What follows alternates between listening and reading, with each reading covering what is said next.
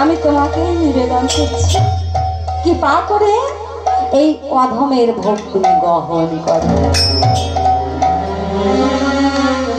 ওমা প্রত্যেক দিনের মতো সুন্দর করে পরিপাটি করে সাজিয়ে দিয়েছে, আর মনে মনে ভাবছে গোবিন্দ আমার ভোগ সেবা করবে। ওমা প্রত্যেক দিনের মতো দরজাটি খুলেই চমকে উঠেছে। এ কি হলো, এ কি হলো? আজ আমার মদন গোপাল সেবা করলো না কেন? তাহলে আমি কি কিছু ভুল করেছি? বলো না দয়াময়, তুমি তো অন্তর্যামী, বলে দাও না তোমার চরণে আমি কি অপরাধ করেছি যে আজ তুমি আমার ভোগ সেবা করলে না? মনে মনে চিন্তা করবার পর কোনো পথই যখন খুঁজে পেল না, তখন গুরুদেব ভাবছে একবার প্রেমানন্দকে ডেকে জিজ্ঞাসা করি, আমি যেইভাবে মাদুগিরি করতে বলেছিলাম ঠিক সেইভাবে করেছে তো? তাই ছোট্ট প্রেমানন্দকে ডেকে বলছে, বাবা প্রেমানন্দ, বাবা শোন, বাবা শোন। বলুন গুরুদেব, কি হয়েছে? আচ্ছা প্রেমানন্দ, আমি ঠিক যেভাবে তোমাকে মাদুগিরি করতে বলেছিলাম ঠিক সেইভাবে মাদুগিরি করেছে তো? ও বাবা, প্রেমানন্দ আর কিছু বলে না। ও মা, যখন বাবা মার কাছে ভুল করি আমরা, যখন কিছু বলে আমরা কি করি মা? মস্ত নিচু করে দাঁড়িয়ে থাকি। তা আজকে ছোট্ট প্রেমানন্দ কিন্তু ঠিক তাই করেছে। গুরুদেব যখন বলছে, বল না বাবা, বল না প্রেমানন্দ, আমি ঠিক যেভাবে বলেছিলাম ঠিক সেইভাবে মাদুগিরি করেছি। প্রেমানন্দ কোনো কথা আর বলে না। গুরুদেবের বুঝতে ভুল হলো না।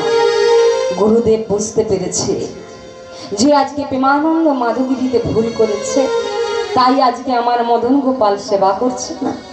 তাই ছোট্ট প্রেমানন্দের দিকে তাকিয়ে বললে, ওরে পাপাচারী, ওরে দুরাচারী, আমার সারা জীবনের সাধন ভজন তুই এইভাবে লুপ্ত করে দিলি। আমি তোকে আজ অভিশাপ দিলাম, তোর নিজ কুলে জন্ম হবে, নিজ কুলে জন্ম হবে, নিজ কুলে জন্ম হবে। ছোট্ট প্রেমানন্দ গুরুদেবের চরণটা জড়িয়ে আছে আর খেয়ে পড়েছে। এই কি তোমার লীলা, এই কি তোমার খেলা, বল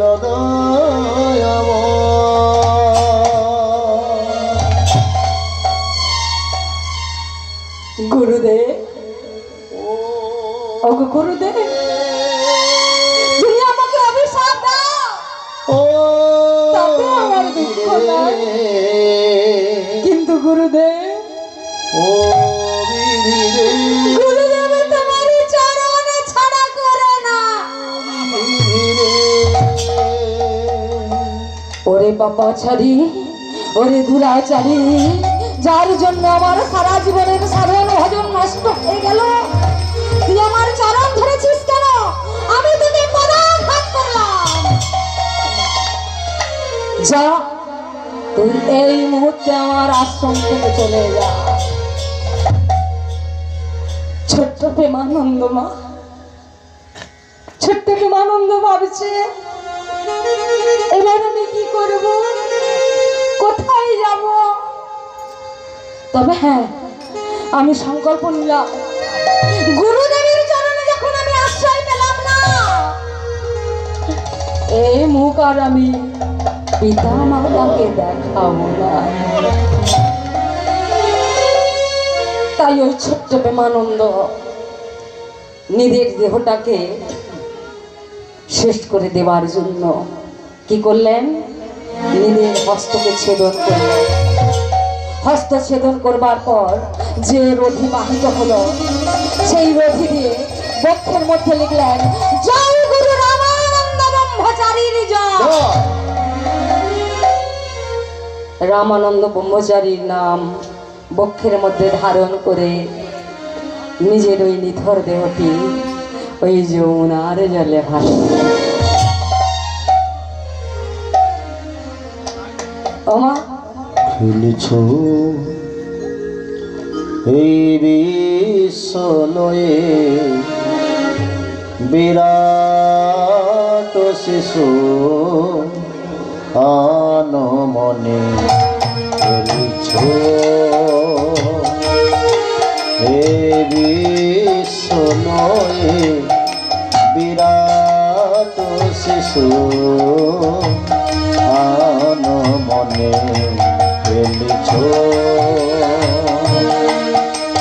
পলয় সৃষ্টি তব পুতুল খেলা নিরজনে প্রভু নিরজনে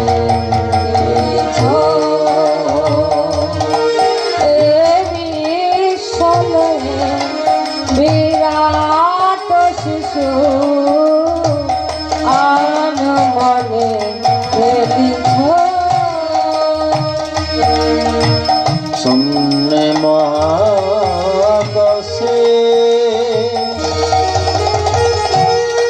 তুমি মগ্ন লীলা বিলাসে শূন্য মহা আকাশে তুমি মগ্ন লীলা বিলাসে। শূন্যে মহাকাশে তুমি মগ্ন লীলা বিলাসে শূন্য মহা আকাশে